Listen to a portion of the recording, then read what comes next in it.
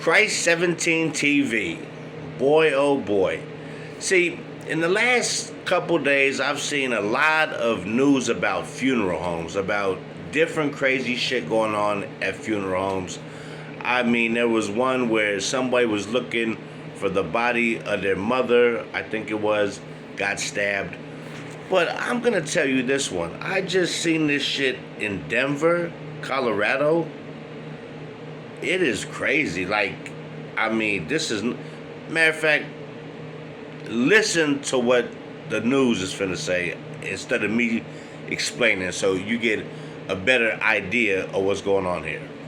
A Colorado funeral homeowner pleading guilty to improperly handling remains. Mild Hartford took a plea agreement for one count of corpse abuse and one count of theft. The agreement dismisses the other charges that Hartford faced. A judge says that Hartford will be liable for restitution of victims involved in the charges, including the dismissed ones.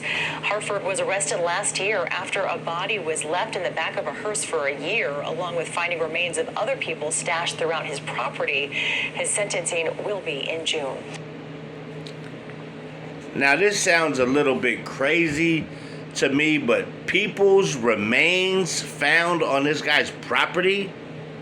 People's remains. Like, what do you mean? Arms, legs, the whole body? I don't get where they're coming from.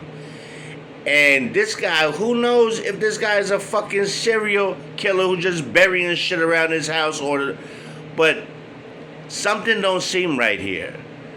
You leave a body in the back of the hearse for over a year. Of course, it have to be in a coffin, because if not, that smell would have woke up the whole neighborhood. So what is this guy doing with these remains just hanging around his property? Like, this is a head scratcher, and I'm shocked. I mean, so he's getting charged. They've dropped prior charges, but they found people's remains around his property. How's this not a bigger story? Something else is with this story that we don't know about. I mean, because funeral owner or not, okay? How do you have a body in the back of your hearse for 1 year without nobody knowing shit? So this must have been somebody's dead body who didn't have no family, who was not claimed, who didn't have no funeral, no cremation, because why is not the family looking for this body that been missing and been in the back of this guy's fucking hearse for over a year? So you have a casket with a dead person just parked in front of your house for over a whole fucking year, and it's like whatever. Then you got people's remains all over your property? Something ain't right about this. This is fishy to me. This is fishy than a motherfucker, and I'm gonna call bullshit.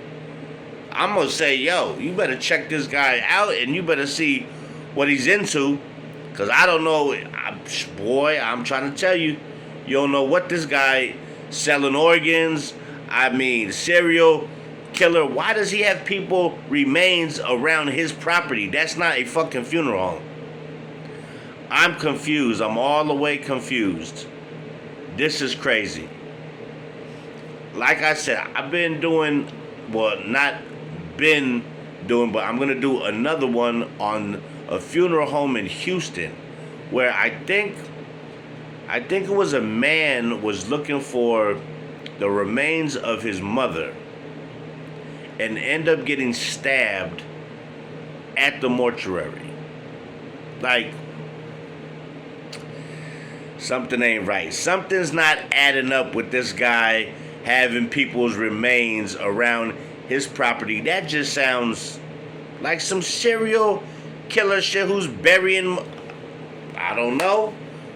But this ain't a huge thing. It's not on all the newses. It's just on the Denver news. And to be honest, it really don't have too many views, and I'm like, something about this story doesn't add up.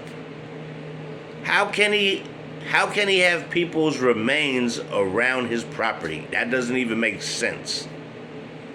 Are these dead people that were at the funeral home and he's got them just laying around his property? I mean, they didn't go into full fucking detail, but something here is real fishy. Denver, you got some explaining to do. And this guy is going to jail. And it's like, what the fuck is really going on there? Like, I'm baffled. I'm baffled how somebody who runs a funeral home, right, could have a dead body in front of their fucking crib in the hearse for over a year. And has he never drove the hearse again? Does he not do no more business at the funeral home? Because you would think you would have to go back and forth, put in coffins in the back of the thing, take them to the funeral home, and then take them to either get cremated or take them to the cemetery. So what is this guy really doing?